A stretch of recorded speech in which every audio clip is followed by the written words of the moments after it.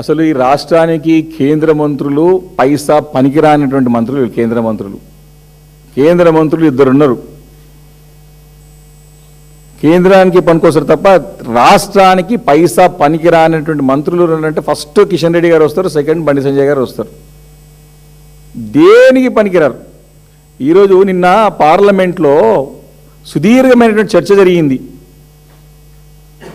ఇంత చర్చ జరిగినప్పుడు బాధ్యత గల ఇక్కడ తెలంగాణ ప్రజలు మిమ్మల్ని నమ్మి 8 మందిని పార్లమెంట్కి పంపిస్తే, ఇటు కాంగ్రెస్కి 8 మందిని, బీజేపీకి 8 పంపిస్తే 8 మందిలో 2 కేంద్ర మంత్రులు ఉంటే, స్టేట్ రీఆర్గనైజేషన్ యాక్ట్ విభజన చట్టంలో న్యాయంగా తెలంగాణకు రావాల్సినది ఎన్ని ఉన్నాయి? బయ్యారం ఉక్కు కర్మాగారం, దాని ఊసే లేదు.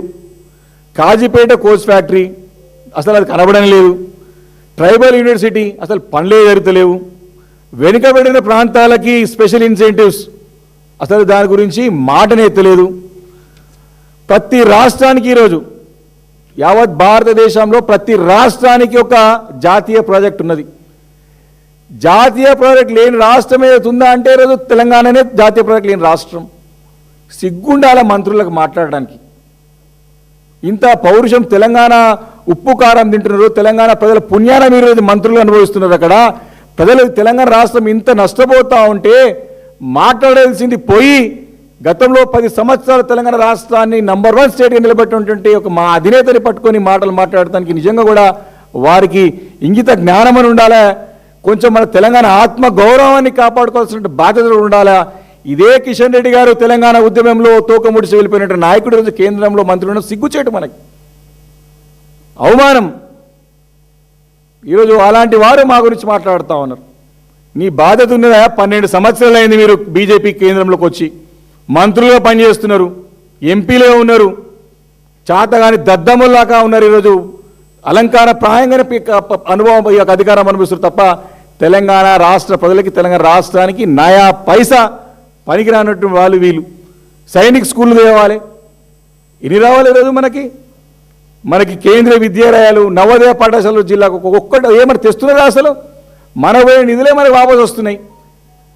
జైలుకెళ్ళి పెడతానికి ఏమన్నా ఎవరన్నా నువ్వు కిషన్ రెడ్డి గారు ఆయన జైలుకెళ్ళి పెడుతున్నాడా? రాష్ట్రానికి మేము ఒక ఎవరు ముఖ్యమంత్రి ఉన్నా, ఎవరు పార్లమెంట్, ఎవరు ప్రధానమంత్రి ఉన్నా మనం ట్రస్టీగా ఉంటాం. ఈరోజు రాష్ట్రం ఉన్నటువంటి సొమ్ముని జాగ్రత్త వాడి స్టేట్ నంబర్ 1 పెట్టినాం. దాన్ని కాపాడుకోవాల్సిన బాధ్యత ఉన్నటువంటి రాష్ట్ర ప్రజలకి జవాబుదారు ఉండాల్సినటువంటి మంత్రులు, బీజేపీ ఎంపీలు ఈరోజు సమాధానం అంటే ఏ రకంగా తమకు తాము అవమానించుకుంటారో స్పష్టంగా అర్థమవుతుంటారు. పక్క రాష్ట్రంలో 8 ఎయిర్పోర్ట్లు ఉన్నాయి, 9వ వస్తున్నది. నువ్వు ఒక్క ఎయిర్పోర్ట్ తెచ్చినా, ఒకటి పాత ఎయిర్పోర్ట్ తీసుకొచ్చి అదే చూపెట్టే ప్రయత్నం చేస్తున్నావు. ఖమ్మంకి అవసరం ఉంది, వరంగల్కి అవసరం ఉంది. ఈరోజు తెచ్చినావా ఎయిర్పోర్టు? ముఖాలున్నాయా చెప్పనీకి? ఎప్పుడు కూడా దుమ్మెత్తిపోయడం, కేసీఆర్ ఏడవడం, మా పైన ఏడవడం తప్ప చాతగాని దద్దమ్మలు మాట్లాడే మాటలు తప్ప వారి చేతనైన మాటలు మాట్లాడతారు. కేంద్రం ఈ సందర్భంగా మనం చేస్తూ ఉన్నాం. అడుగున తెలంగాణకు అన్యాయం జరుగుతూ ఉన్నది. ఢిల్లీలో అడగటోడే లేడు. నిజంగా మన పార్లమెంట్లో మన ఎంపీలు ఉంటే రోజు ఎంత పోరాటం చేస్తూ ఉండే. ప్రజలకు అన్యాయం జరుగుతూ ఉంది, పట్టించుకునే నాదుడే లేడు. ఈరోజు తెలంగాణ సోయిన్నోడు కేంద్రంలో ఎవడు లేడంటానికి ఎలాంటి అనుమానం లేదు. ఈరోజు కేంద్రంలో అధికారం అనుభవిస్తూ వారు కేవలం వారికి రాజకీయ పబ్బము, తన అధికారాన్ని చూపెట్టుకోవడానికి ప్రయత్నం చేస్తున్నారు తప్ప ఇంకోటి ఏం లేదు. కాబట్టి స్పష్టంగా కిషన్ రెడ్డి గారు గతం నుంచి కూడా తెలంగాణ వ్యతిరేకంగానే పనిచేస్తున్నారు. కిషన్ రెడ్డి గారు నోట ముఖ్యమంత్రి రేవంత్ రెడ్డి మాటలు వస్తూ ఉన్నాయి. వీళ్ళిద్దరు కూడా తెలంగాణకు వ్యతిరేకులే, తెలంగాణ ప్రజలకు వ్యతిరేకంగా పనిచేస్తారు. తెలంగాణ అంటేనే ఇష్టం లేనటువంటి నాయకులు వీళ్ళు.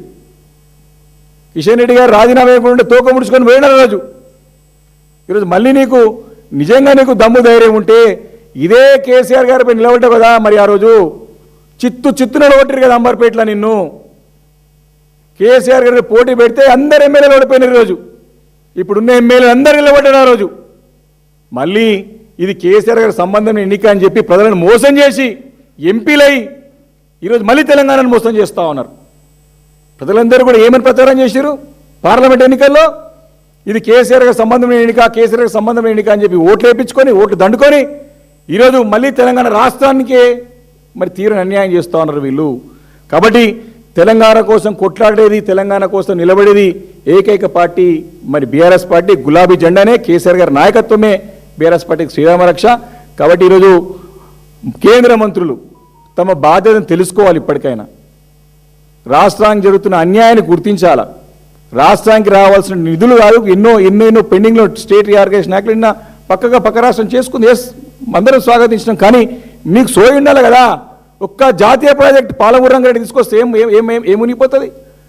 అడగరని అడిగిరా పోని, మా మీద దుమ్మెత్తిపోసడానికి పనికొస్తారు తప్ప ప్రజలకి తెలంగాణ రాష్ట్రానికి గురించి పనికొచ్చే నాయకులు కాదు. తప్పకుండా ఈ రెండు జాతీయ పార్టీలకి రాబోయేలు గుణపడడం తప్పదు. Thank you.